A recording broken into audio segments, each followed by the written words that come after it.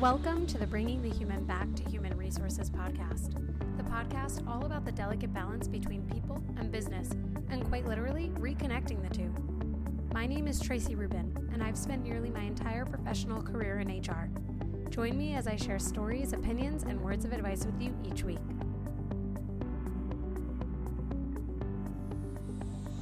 Hi, everyone. Welcome back to the podcast. Don't forget to rate, review, and subscribe wherever you're listening or watching this episode, and share it with a friend too. This week, I have Daniel Tolson on. He is going to share a perspective on emotional intelligence that we've not yet heard on this podcast. So if you think this is another episode on emotional intelligence and the same thing we've been talking about week after week, it is not. It is completely different. So let me tell you a little bit about Daniel before we jump into the episode. Daniel Tolson is a successful business coach and is regarded as Asia's #1 business coach specializing in emotional intelligence.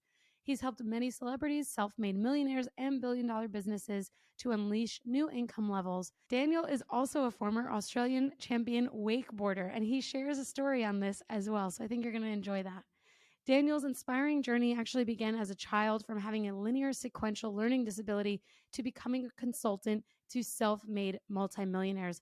Disability did not stop him from carving his way to his success. His experiences in life brought about a series of career highs, such as co-leading 17,000 plus cabin crews for Emirates Airlines, launching his own clothing brand, and building a global business that impacts more than 15,000 business people to accelerate and multiply their lives. Daniel's accomplishments are proof that there is no limit to what one can achieve and that it all starts with the right state of mind and a definite purpose. So without further ado, I will introduce Daniel and we will get started. I hope you enjoy this episode. Daniel, welcome to the podcast. Thank you so much for being here. I know you are in a totally different place than I am. So why don't you tell us where you are and who you are? Well, I'm from the beautiful place in the world called Taiwan, and we say we are the heart of Asia. So here in Taiwan, they call me an egg. I'm white on the outside and yellow on the inside. I love that. So I live on a beautiful island, and we're about 95% Buddhist. So for me, it's a very spiritual place. And around my home here, there's a lot of local gods, and we call them Tudigong, which means the old guardian of the land. So a very spiritual place. Wow, so that's where I reside. And how did I get here? Well, I got here because I met a beautiful Taiwanese woman. And that was back in 2009. And we were colleagues. We worked together. And then we had the same passions. And then my wife, after she fell pregnant and she was involved in an aircraft accident, she decided that she would come back to Taiwan. And then I had to choose. Do I keep working in my career, co-leading a team of 17,000 people, or do I choose family? And so if you want to know a little bit about me, it's family first. Family is really important. And I walked away from a very good career to make sure that I could be with my wife for the birth of our daughter. And I've been here ever since. So Taiwan's my home. Oh, I love that. I love a love story. And I know the listeners are going to really love your story too. And, you know, I can totally resonate with the family first motto, that family over everything. I love that. Well, amazing. I even build my career the same way. I love to wake up with my children in the morning. I love to take my daughter to school. I love to pick her up from school. Yeah. And tonight my wife said, husband, our daughter's almost 10 and the four of us are sleeping in the same bed tonight. And I said, I couldn't think of anything better. Oh, you only get these little moments and they don't last for long. So if my daughter's going to be 10 soon, she's going to soon change her mind. But if I can just have these family cuddles for a little bit longer, that's what I want. But I also know it leads to high levels of emotional intelligence. So I do have a hidden agenda.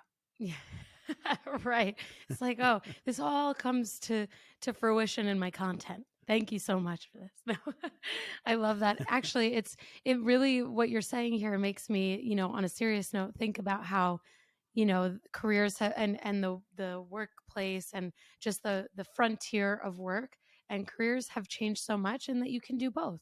And actually it's super commendable when people do both, because it's a lot of work, but hopefully gone are the days where you have to pick and choose between a career and family when you finally like get settled in the place where you settle, you know? So I love that. I think everyone's just kind of looking for life to mean a little bit more than just work, you And if know? it's not kids, you can bring your cat to bed. It's okay. Yeah. Yeah. Or your dog. You know, honestly, you can bring anything or anyone you want to bed. We're not going to ask too many questions. On that note, maybe we should jump into the reason why you're on the podcast here. And I'm really excited. I told you before we started recording that I've had a few conversations about emotional intelligence on the podcast. And one of the things that I really, really work hard to do is to give the listeners varying perspectives and different ideas because we're not always going to agree and we're not all going to have the same perspective, which is the beauty of thought leadership, in my opinion. It's why you want to surround yourself with people who think differently from you and are different from you. So you have a very interesting perspective on emotional intelligence and a perspective that's actually really opened my eyes. So why don't we start with your definition of emotional intelligence, what it is, and what we really need to know before we get started? When I grew up with entrepreneurs. So I didn't come from academic families. The first person in our family to have a degree was my brother's wife, and then my wife. So I grew Wow. up around very practical people. My mum was a hairdresser. My father was a farmer. So they were very simple people. However, simple doesn't mean simple. Simple can also be very complex, but the way they do things is simple. So emotional intelligence when I grew up was the ability to be street smart. Now, my father, albeit not educated, would have been making more money than a lot of educated people. However, what he had the ability to do was to deliver on his promise.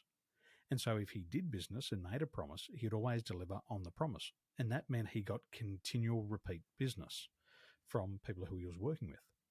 My mother, as a hairdresser, what you had to learn to do, you had to learn to listen to others. And when somebody comes in and gets a haircut, the most interesting person is not the hairdresser, it's the person in the seat.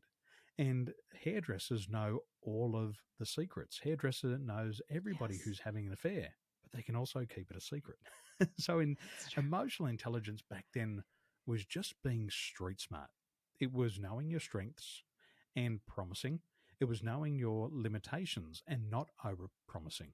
And it also was about getting along with other people. And if you could do that, then you could be successful. So for me, still, emotional intelligence is being street smart. I love that. I love that. So interesting. When you think about someone who is successfully academically smart, let's say, and they've, proven themselves in the academic setting, do you think they can also be street smart? Or do you think it's more of like a, 60-40 type of thing where you only have 100% of one bucket and you have to kind of share both? Well, I think probably business has proven this. You can go and get a degree, you can do a doctorate and come out of university after 7 years. And the first thing they ask you is, how much experience do you have? Hmm. And that's a conflict to a lot of people. They get a shock. Hey, I got this degree. Now you're asking for 7 years of experience? And in the past, businesses used to hire for knowledge and skill, and then they would fire for attitude, which is emotional intelligence. And Yeah. today, the business world has been flipped upside down, and people are saying, why don't we go and look for emotionally intelligent people and hire for attitude and then teach them knowledge and skill? So the business world says we want people with emotional intelligence. Can people have both? I believe people can have both, and both have to be learned, but it does take time. Oh, I really like that. I think about for myself and my own career how that shift in hiring for behaviors, hiring for attitude, and being willing to teach skill, you're hitting the nail on the head there. That is absolutely the mindset of I would say probably the majority of employers because it's so costly to lose someone over something that you feel you can control. Like, you can control hiring someone who has a can-do spirit. Mm. And yes, I would say in most cases, teaching whatever the job requires is possible. The interesting thing that businesses are going through today is that they're a bit understaffed. And so you have potentially a lot of people with high emotional intelligence, but not a whole lot of skill, because the people who would typically train them and teach them and who they would learn from might not actually have the bandwidth to do all of the things that the company had initially planned for them to be able to do. And I've seen that. I think this is probably the first time I'm reconciling that thought. I'm like working through it right now. But I've seen that in really my last few roles, where there's this so much pressure to train someone, and then you're telling them that you will, because they don't necessarily have that amount of experience that the role typically would call for, but then you don't actually put in the work to train them because you don't have the bandwidth, and then they become frustrated anyway, and then they decide to leave. And it's a different type of cycle than someone with a higher IQ potentially, or someone with that experience and maybe the EQ is not as high, and then they end up turning for different reasons, but it kind of can tend to result in the same outcome. So there's potentially a need to find out how to solve that problem of committing to the things that we say we're going to do, and actually establishing a foundation for training to give those people who have potentially that higher EQ the skills that they need to be more well-rounded in their experience. You mentioned optimism here a moment ago. Now, I like that you're welcome to ideas that are conflicting. If I'm building a team and I need an accountant, I don't want an optimistic accountant. Right. I want a pessimistic accountant. If I'm hiring a lawyer, I don't want an optimistic lawyer. I want a pessimistic lawyer. If I'm hiring an engineer, I don't want an optimistic engineer. I want a pessimistic engineer. And people say, "Oh, but optimism is a sign of emotional intelligence." I said, yes, it's also emotional stupidity of some people thinking that high emotional intelligence and certain behavioral traits are always important. In a salesperson, I want somebody who's optimistic. As somebody who's going to answer the telephone for my company, I want somebody who's optimistic. For somebody out there who is the cheerleader of my business, I want somebody optimistic in that role. So we've got to look at what's important in the key role. And sometimes people with a lower level of emotional intelligence are actually much more effective in their roles than people who have too much emotional intelligence. And when we say too much, my belief is that 95%, and this is well documented in places like Forbes magazine, 95% of the population claim to be emotionally intelligent. That's the first problem. The reality is 10 to 15% actually are. So we've got some gaps that we've got to fill. And high's not always good and low's not always bad. I love that. And this is exactly why you are here to talk about this topic today. This misconception, which I am guilty of, for sure, first to admit, in believing that high EQ equals more success, more achievement, better talent. And I'm guilty of this, I think, because of the shift that we've made in business, for sure, in hiring behavior over skill set. But I also think that those with higher EQ are probably a little bit easier to interact with in certain arenas, especially for someone who potentially has higher EQ. I say potentially because I've never taken a test to prove whether I am claiming it or if I actually am. So potentially high EQ.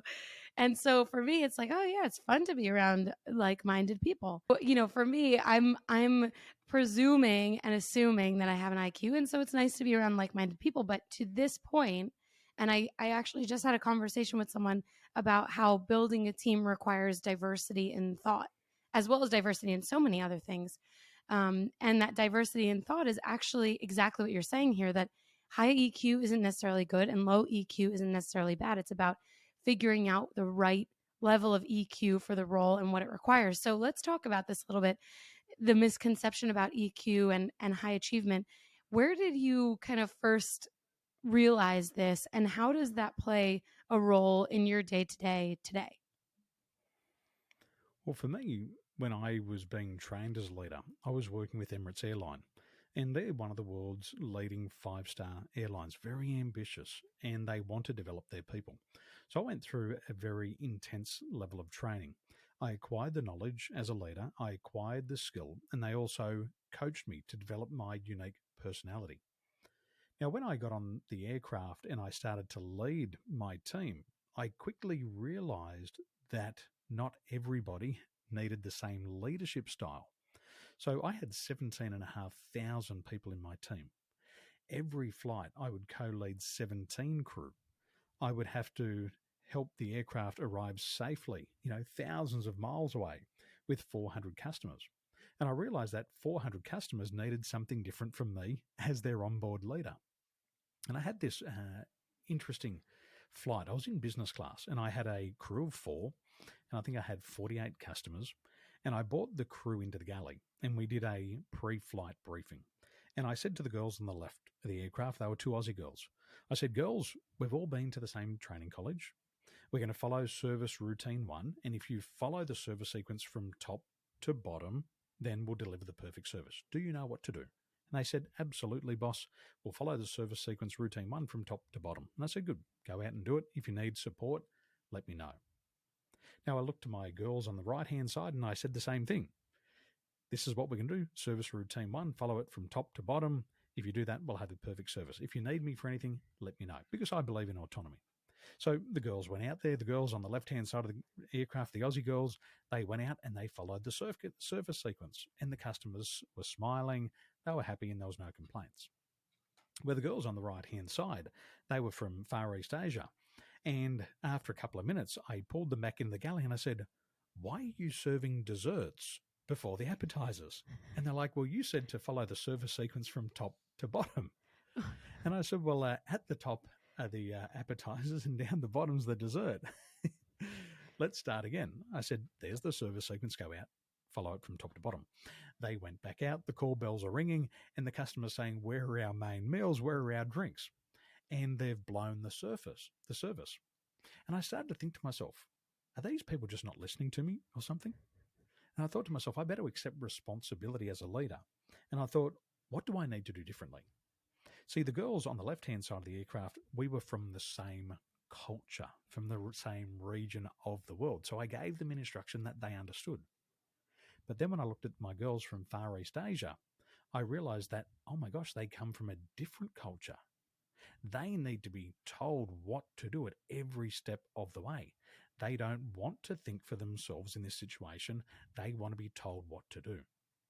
So I quickly assumed responsibility before I blamed them for incompetence. I thought to myself, if a leader has incompetent team members, it's the leader who's incompetent. I remembered that from training college. So I said to the girls, let's do this. I want you to go out and do steps 1, 2, and 3 in that exact order. And as soon as you've done it, come back and report to me and tell me what you've done. They went out, bang, bang, bang, 1, 2, 3, did it perfectly. I said, good, now go do 4, 5, 6. And they went out, bang, bang, bang, 4, 5, 6. And I said, good, go do 7, 8, 9, bang, bang, bang. No customer complaints. All the customers are happy. The job gets done. So the point of that was it was my emotional intelligence. And you mentioned it before, building teams with alternate thinking. The role of empathy for the leader is to understand the political differences of the people and the regions of the world that they come from. And I was lacking in that in my early days as a leader. So I quickly learned, and then I had to have flexibility, which is another emotional intelligence skill of the leader, is to adapt, adjust, and respond to the environment. I love that story. I think, first of all, to have that many team members is incredible. And I don't know how many people can say that they have had 17,000 employees, were basically reporting in their reporting structure. So that presents one initial challenge. But what I like that you mentioned are the regional differences. I think as we continue to operate in this hybrid and remote first world, we're going to come in contact with many more people from across the world. I already think about in my own job today, I'm interacting with people who are based in India and based in Europe. And those regional differences do play a huge role on how we present to work. And in my experience, I've worked for French companies and Italian companies and American companies. And it's very true that actually there is also, on the opposite side for me as an American, a presumption from the company for, depending on the region that they originated, a presumption on a North American team. And that has always been a conflict on the receiving end, that, oh, well, we do things differently here in North America. We do things differently in the United States. And, it's absolutely true that the shoe can be on the other foot, that, well, it's different in Far East Asia. It's different in Australia, actually, as well, from compared to the United States. And it's certainly different even between the US and Canada. If we can all take a moment to step back and think, is any part of this my responsibility? And it probably is, to your point. Teams that maybe lack in competence are potentially a reflection of their leader, because there's so many things that we can get into there. But if you take a step back and you do some self-reflection, there probably are some adjustments that you can make on the individual level before, you go and roast your team in front of, the rest of the team. The other thing we should be aware of, just these cultural differences, and it comes to the emotional intelligence piece, is when you go to the Middle East, is you'll be in a negotiation. And you might be there as an individual, but if you're dealing with the Saudis or the Bedouins from Dubai, they might bring 3 or 4 people to the negotiation. And there'll be somebody there asking a lot of questions, doing a lot of talking. And the first thing you've got to realize is that's not the most important person in the room. When you're dealing with Arabs, the most powerful person is the person who sits in the corner and says nothing. Oh, I love so that. You've got to know that, albeit the talker, the mouthpiece is talking, don't address them. Address the person who's sitting silently in the corner. That's the powerful one. And again, that's political awareness. You've got to understand this when we're doing business across borders. Oh, I like that. And actually, it goes to this is almost like hyperbole for EQ, that the person, and actually probably just like relationships in the workplace too. The person who is the loudest is not necessarily the one that's going to influence your experience the most, or that's going to be the most successful, because this is definitely something that has come up a lot in recent times. I think just from like the extroverted and introverted dichotomy, and those types of conversations that are happening. I see it especially on LinkedIn, where it's like, you don't have to be the loudest in the room. Let other people have, their time in the sun. And this, I think that kind of points to this notion that just because there's someone who is taking up all of the airtime doesn't mean that they're actually, the ones that are in the power seat necessarily. That's good information. Sometimes people with low levels of emotional intelligence can't regulate their behaviors. And so what I call it, it's verbal diarrhea. They just talk, and the stuff that hits the fan, it just comes out of the mouth. And that's an example of somebody who can't regulate their emotions. Where somebody who might be perceived as an introvert may be excellent at regulating their emotions. They might just say, at this time, I have no statements to make. I might just be collecting information, and they don't feel compelled to talk. Sometimes they just observe, and that's that street smart thing. They're just observing. They're reading the play. They know when not to talk, and when the time's right, then they do talk. Doesn't mean they're introverted. And also, there is no correlation between introvert and being unsuccessful and being an extrovert and being successful. It's a preference. Right. Absolutely.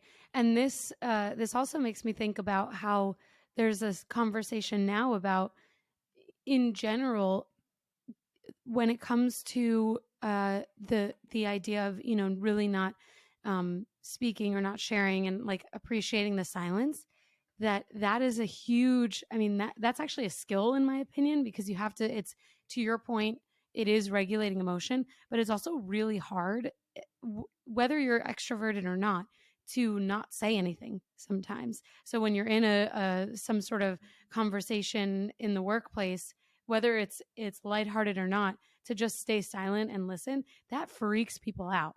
But actually, it's really important to have those moments of silence, whether it's to regain control of a conversation, gather your thoughts before you, to your point, have verbal diarrhea. There's so many. That's something, like when I think about a skill set that I've acquired over the years, it's that knowing how to just sit there and listen, and allow, especially in difficult conversations, because it puts the other person, especially if there's a reaction and being defensive, when you're just silent, there's nothing you can't work off of it. You can't be defensive to anything. You're just listening. I'd like to put around a foundation or a formula around emotional intelligence, and we can start to categorize this very simply. There's 5 principles of emotional intelligence. The first one is self awareness, and that's understanding why you think and feel the way that you do. It's knowing your strengths and your weaknesses. Now, people in this area who have more of an accurate self assessment are actually more confident. So, confidence comes from being self aware. The second pillar of emotional intelligence is self regulation, and this is the ability to control your mental and emotional responses.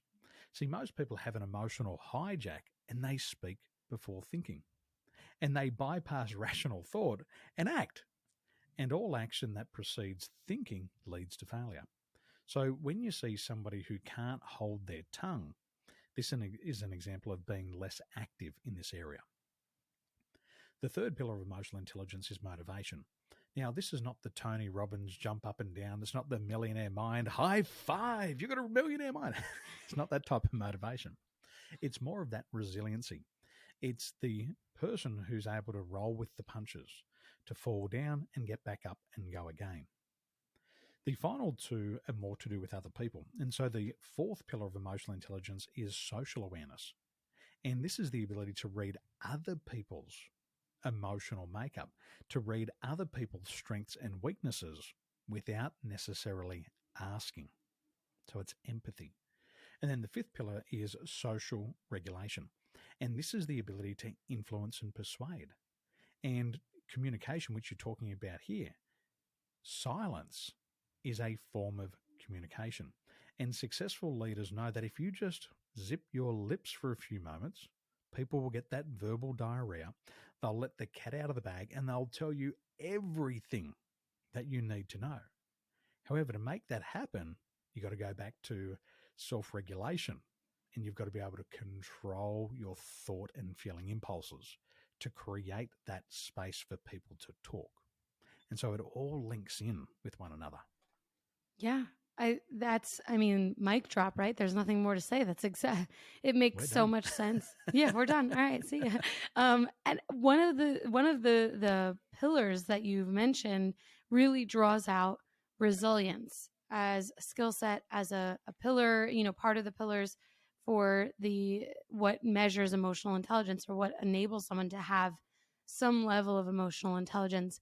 And I think resilience is probably the most important skill set when it comes to businesses and what they require in order to be able to pivot and adapt. Especially, we've seen this to be so true on like a global front, as we know from COVID. Those who have been able to be resilient, whether it's an individual or a business, are the ones that are still operating today.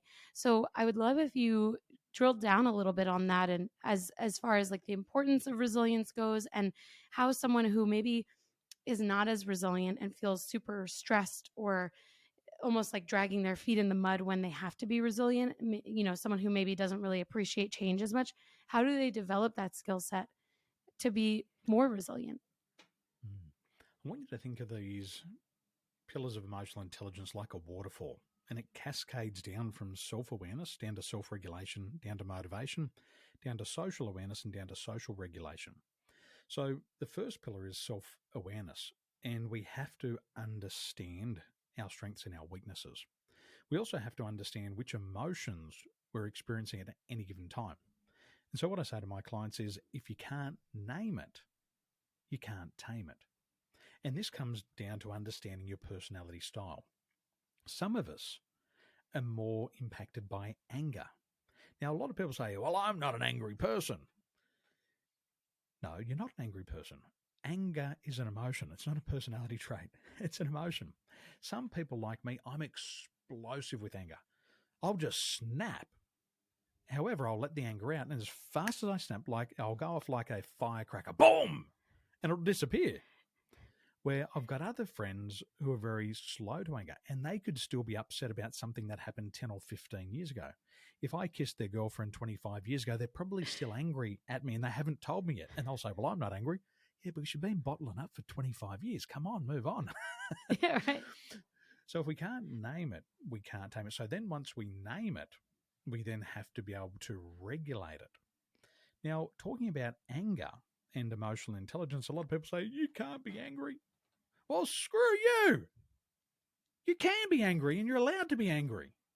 I'm a former Australian champion athlete. I'm competitive. I'm a 3-time state champion athlete. I've competed at the X Games. I hate to lose. So when I get angry, what do I want to do? I want to go back and I want to train harder. I'm going to try different things. I'm going to get up earlier. I'm going to stay up later. I don't like to lose. I want to win. The only difference is I know how to use that anger to push me towards my goals. Where other people don't know what to do with the anger, so they sit on it. Well, I didn't get a pay rise, so this is what I'm going to do. I'm going to sabotage the success of the boss. Well, that doesn't help anybody. You got to know how to regulate the anger. So if you've got somebody who's aggressive in the workplace and anger, it just means they probably don't know how to use that towards results. Now, coming back to resiliency, which is the part of the third pillar of emotional intelligence, is motivation. I set a goal at age 16 to be an Australian champion athlete. It only took me 9 years to get it. That's and amazing. I got angrier and I got angry and I got angry till the final year. I was just fed up and I said, if this is not the year, screw it. And so I went and trained 2 and 3 times harder. And I eventually became the Australian champion. And so I also used that anger to help me move forward. I fell down. I had multiple knee reconstructions. I had 6 guys attempt to kill me one night. I got back up and I kept moving forward because I had this anger in me. It's that aggression. I've got to win. I hate to lose. Now, I didn't hurt anybody along the way. Anger doesn't mean you're going to hurt anybody. Most people get frustrated and they say, I'm sick of playing small. I want to go big. And that helps you with your resiliency, but it's using it for yourself, not against yourself. Wow. First of all, that's so cool that you are a champion athlete. I mean, I think, first of all, you're right that leveraging your emotions to propel you forward is absolutely what probably underpins resilience for you. And I can imagine, I mean, I am the same way. And I also am an explosive, angry person. So I get over things really fast, but I really, I go through it really fast. I feel it really fast. And then I'm like, all right, so what's for dinner? But when I think about your story with your career in competitive sports, that it's really an analogy for, for a listener who maybe is not an athlete or has not been an athlete. It's an analogy for how you can overcome defeat in the workplace. And it's precisely that, because that was your workplace when you were competitive in your sport. And so, for the listeners who are trying to understand how they can, adapt to change better and be more resilient themselves, I think it does come down to, well, how are you reacting when something doesn't go your way? How are you, walking away from a situation that maybe you perceive to be failure? I mean, life is not without adversity.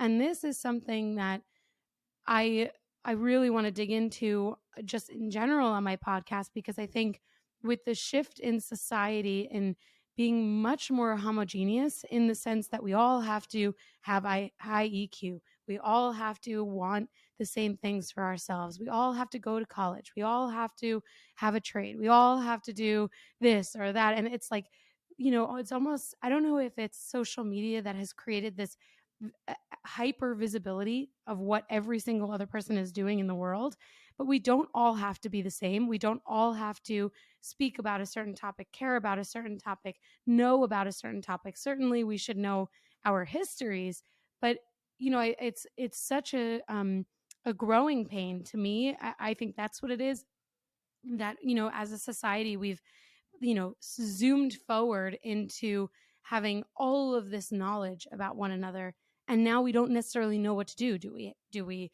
stand up for this? Do we not stand up for that? Do we promote this? Do we not promote that? Do I go to college? Do I not? And so this approach in being so similar, everyone having a high EQ, for example, as we're talking about today, can really prevent us from adapting to change. And I say that because I think when we have these moments of adversity or things that potentially are failures, we think that there's no room for that. There's no room for adversity. Why is the boss telling me that I'm not doing the right thing? They're not doing the right thing. But all this does is like spew a lack of self-awareness and a lack of accountability. When life is meant to have adversity, there's never been in the history of the world, as far as I'm aware, has there ever been a moment in time where someone didn't have an adverse reaction or an adverse experience or failure? And the quicker we realize that adversity is part of life, I think the faster we'll be able to deal with those moments of challenge and be resilient to them. And this is something I've been like silently sitting on this idea, and I'm just getting it out, so it's a little rough around the edges. But people, I really think anyone listening to this, it is okay that you and your boss don't get along sometimes. It is okay that you're not always happy at work. Adversity is part of life. I remember one of your American presidents said, "We're going to the moon." Now that's optimism. And somebody who's going to the moon and super optimistic and overly optimistic, they can become drunk on optimism. And so what they fail to do is they fail to think about the consequences. But then you get these other people in life who are more pessimistic. But so your pessimistic person tends to get punished in the workplace. Oh, come on, can't you be more optimistic? No, don't ask me to be more optimistic. I want to be pessimistic. Because if I'm pessimistic about your ability to go to the moon, I'm going to start to ask questions about your mission. I'm going to ask questions that you haven't considered. I'm going to play the role of the devil's advocate, and I'm going to get you to think of all the negative consequences and the chain of events that could happen of you trying to put a rocket into outer space. And I'm going to save lives. Now, is that valuable? Highly. So valuable. So we've got to have the yin and the yang. I know a lot of people say, when it's freezing cold outside and it's snowing, oh, gee, I can't wait for summer. But what happens in the middle of the summer? Oh, gee, it's hot outside. I can't wait for winter. You So can't have one without the other. You got to have both. I'm the eternal optimist. And when I set my goal to become an Australian champion athlete, I just assumed I was going to do it overnight. Why? Because I'm setting a goal. I'm Daniel. I can fly to the moon. It took me 9 years. Now, my over-optimism set me up for failure for 9 years, but my optimism helped me continue and pursue that goal for 9 years. So the question is, was my emotional intelligence high or low? Well, it's debatable, because you might say, well, his optimism was high because he set a big goal, but you could also say his optimism, his emotional intelligence could be low because he was overly optimistic and he might have set himself up for failure. Maybe if he had a little bit more emotional intelligence, he might have put different time frames on it. So there's this yin and yang at play, and a high level of emotional intelligence, some people can get drunk with optimism. And this is the leader who sets goals too big too soon. And they set their team up for failure. So is that a skill that you want to reward in the workplace? Sometimes it's nicer to have that leader who's more doubtful, more pessimistic, and say, you know what, this is not possible under these circumstances. Why don't we set the goal smaller, and then we can do something that we're absolutely guaranteed of and build our confidence up along the way? Shouldn't we reward that as well? Wow, I love that. I think this all comes down to the way in which we surround ourselves with these thought partners and mentors, and whether you're an individual contributor or on a team, have a team beneath you. I think there is a way to make sure that you have someone who is balancing you out. I am also an eternal optimist, so if I married a realist, as he proclaims, I'm like, no, you're a pessimist. But he's like, no, I'm a realist. So I prefer actually engaging in conversation with my husband about things that for me feel, like I'm always like, I'm going to do this, I'm going to be this, and I'm going to do that, and I'm going to, start this. And he's like, well, what about X, Y, Z, 1, 2, 3? And I'm like, oh, I didn't think of that, and I don't want to think about that, and just let me have my moment. But actually, to your point, there's so much value in that. And I think that for all of the listeners, they're probably at the stage in this conversation in their mind saying, yeah, that's me. Or no, I'm the person that plays more of the devil's advocate because I'm not quick to just say, okay, let's do it or let's have this lofty goal. I think through things a little bit more, or I, am a little bit more challenging when it comes to, kind of just flying by the seat of our pants as a team. And there is so much value in that. And it's not always easy for people like us and other people who are also eternal optimists to be around those who challenge our ideas and challenge our goals and dreams. But we become stronger because of it, and our goals and dreams become probably more attainable because we have someone helping us think through the various challenges that are associated with having a lofty goal and having a goal, period.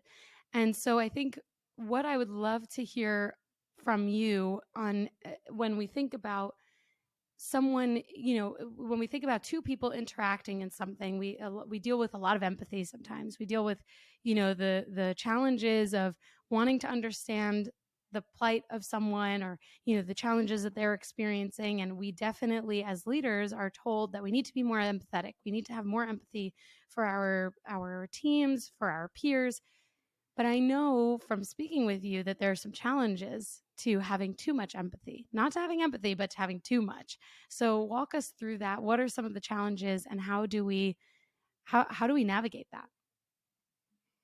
I'm glad you asked that question. And I was having the perfect conversation just Monday this week. One of my clients rang up and he talked to me about 4 team members who were underperforming. And so he talked to me about it, and I just asked the question, have you spoken to your team about this? And he said, why would I talk to the team? I said, because it's about them. He said, but I don't want to offend them. He said, I don't want to bring up this topic in case I offend them. We're going through this great resignation, and maybe if I bring this up to them, they don't like it, they might leave me. And so we're having this conversation. Now, is this an example of low empathy, or is it an example of being an empath? Well, I know this person, and what they've done over the years is they've really developed their empathy. And what's happening now is they've become an empath. So in my research and in my studies and my case studies that I've done, once we start to see emotional intelligence that starts to get up above 90 and 95 and creeping up to 100 in the area of empathy, people are no longer empathetic. They become an empath. And so this leader's going, I know what it feels like to be them. And I wouldn't want to be addressed right now. If I was in their situation and I was addressed, then I might leave the company. So this high emotional intelligence is now working against him. So what would be better in this particular situation is to bring that emotional intelligence level down below the average and just be direct with people. See, what I've learned with business is every underperformer knows they're underperforming. Everybody knows. Mm-hmm. And so sometimes you've just got to shoot them straight between the eyes and say, hey, you are not going to like what I'm going to say. But I think you already know the conversation that we're about to have.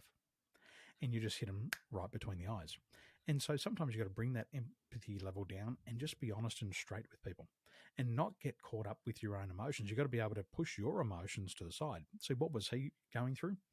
Well, he thought the first emotion for him, it was, what if somebody takes advantage of this situation? What if I address them and then they take advantage of me and say, well, that's the reason I'm out of here. I'm leaving you. See, he couldn't regulate that emotion. So we've got 2 things happening here. Self-empathy and his ability to regulate his own emotions. He lost that in this situation. The other one was the fear of rejection. What if I do address them and they say, no, this is not the truth? And I get rejected and I'm the leader. How do I deal with that? Well, it comes back to his inability to regulate the emotions. So high can get you into trouble. Now, the same thing is true for salespeople, and this happened to me. I love people. I want to help people. I'm a people helper. If your heart's bleeding, my heart's bleeding. And if you don't have a shirt, I'll probably not necessarily give you my shirt, but I'll take mine off so we both have no shirts together. and that's what I'm going to do. And at the start of my coaching career, I would help anybody. and I'd give them coaching, and I'd give them counseling, and I'd hear their problems, and I'd cry me a river like Justin Timberlake, and I go, oh, I can't sell to this person. I've been in this situation. I've been unemployed. I've had no money. And then I say, I'm so sorry. I can't help you. And you know what they're doing? The next day, they're purchasing a training from my competitor who's got the worst ethics and values in town. And then I realize I just did somebody a disservice because of my overactive empathy gland. Empathy gland, I love that. And then I'd look at my competitor who's got no empathy, but he's making millions of dollars. And I think to myself, how does that work? He's getting rewarded. See, what he was doing was he was like, hey, if you're on the phone with me, obviously you want to fix this problem. I don't care about your Justin Timberlake Cry Me a River story. My job is to sell programs. You've got a problem, sign you up. So in sales, if the empathy is too high, we listen and buy into all the objections and we don't do what we're supposed to do, which is to help the person. Where sometimes a lower or less active empathy, 70, 75, can be better because they say, okay, yep, I've heard all these objections before. You wouldn't be on the phone with me if you didn't want to solve this problem. I'm going to sign you up. Job done. So I love it. 2 examples. You know, there's a lot to think about here. I'm sure that the listeners are going to want to measure their empathy and potentially use this too to figure out, well, you know, if I need to make a career move or I need to shift the way that, you know, I operate or what I'm actually doing, how do I figure that out? And I've had a lot of conversations with many colleagues over the years, but more recently than probably ever before, where, you know, these friends of mine, former coworkers, are saying, I don't know that I want to do this anymore. And I had a very similar experience actually this year when I was like, I don't know that I want to do, you know, this type of HR. I think I want to specialize.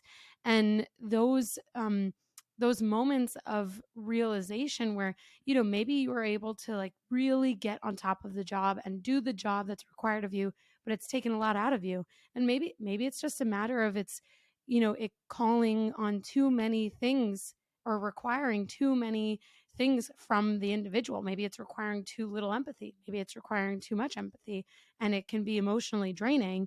And I would probably go as far as to say that anything that is people facing could probably be emotionally draining, whether you're built for it or not, as long as you do it for long enough. Like I think about psychiatrists. They probably have lower empathy in some ways because they have to be able to sustain themselves for a 30 or 40-year career. So if you agree with that, it seems like you might because you're nodding your head, but how do people figure out whether they can sustain what their career is requiring from them, and how if it's not the right thing for them, how do they figure out the level of empathy that they have or what they need to do to, you know, maybe pivot a little bit? It's just like weight loss. You got to jump on the scales first. Yeah. You got to weigh your levels of emotional intelligence, and there's many different ways that we do it. My wife and I, in our business, we use a series of assessments, but we also use artificial intelligence today. One of the most accurate ways to measure your emotional intelligence today is to do a 360 review on your emotional intelligence. So I had a very high performing salesperson come to me and say, I just can't make the money that I want to make. And I looked at him, and my first assessment was he would have a low level of emotional intelligence. Just my first assessment, because I've seen thousands of people in this position before.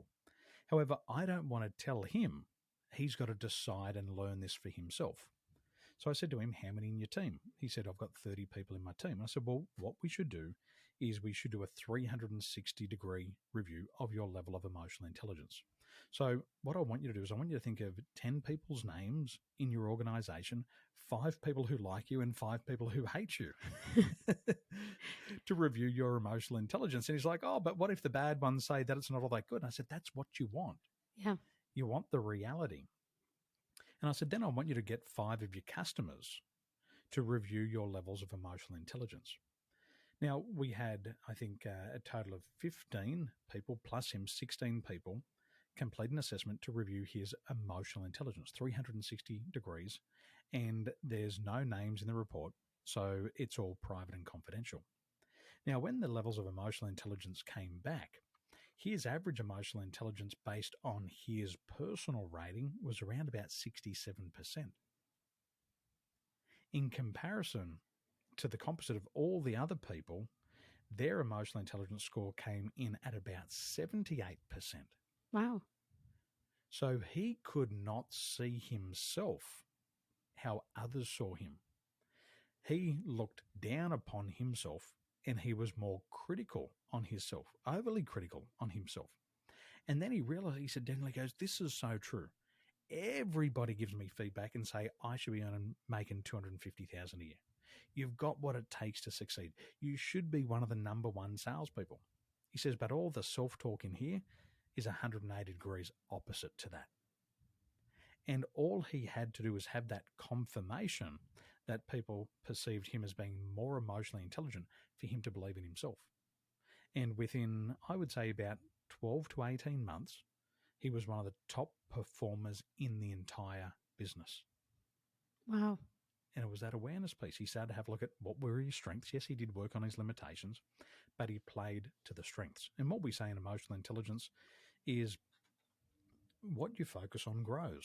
So if you have some key strengths in emotional intelligence, you've got to play to those strengths. And if you focus on the strengths, they become bigger. Don't worry so much about your limitations, because if you focus on that, that grows and becomes bigger. You just position yourself where you need to be. So what could be an example of that? Well, if you have high levels of empathy, then what you should be doing is you should be getting yourself into a position where you can work closely and intimately with others. Now, if you've got high empathy, it doesn't mean you're better than somebody else who has low empathy. If you have low levels of empathy, and I have a client, he's a doctor, he works in the emergency room, and he's got low levels of empathy. He's just like, whatever, send them in. I don't care who they are, what they've done, I'll fix them. And for him, it's just less active, and he doesn't get caught up in all the pain of it. He doesn't get caught up in all the drama. And he's just like, yeah, send them into the emergency room. Let's get them done. Doesn't take anything personally. When the when the patient's yelling and screaming at him, he doesn't take it personally. It's just like, yeah, whatever. All good. For me as a coach, my empathy is high, and it serves me really well because I really care about people. But I've got friends who are builders, and they don't care so much about relationships. They just love to build. And if they're building and they're concreting or they're putting a scaffolding up, then they don't have to deal with people. And it's perfect for them. Doesn't mean that they can't run a team. They might be short and blunt and to the point, but that's what their team need from them. You know, one of my leaders works with a lot of people who have a lower level of education. Now, it doesn't mean they're not smart or not valued. They have a lower level of education, and they're laborers.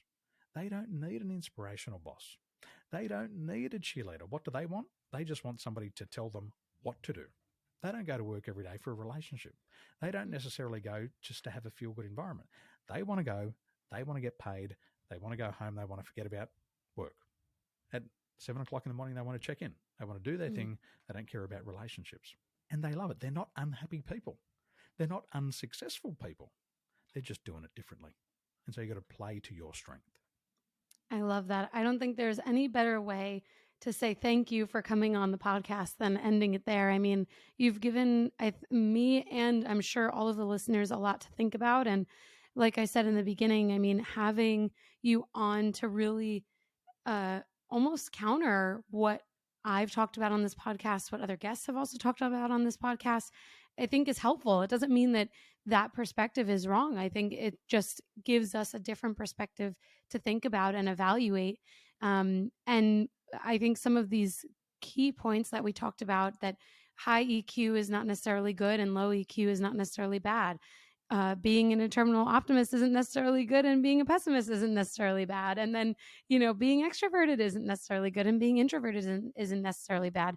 And being okay with accepting that we are all going to be different compared to others. And that is okay. And that is part of this, adversity comes with life speech and monologue that I had before, which is that it is absolutely okay for us to all be a little bit different or completely different, and that there is so much value in having those differences, just like there's value in having you on the podcast to really challenge the way that we have thought about EQ up until today. So thank you so much for being here and sharing your stories and your words of wisdom with us.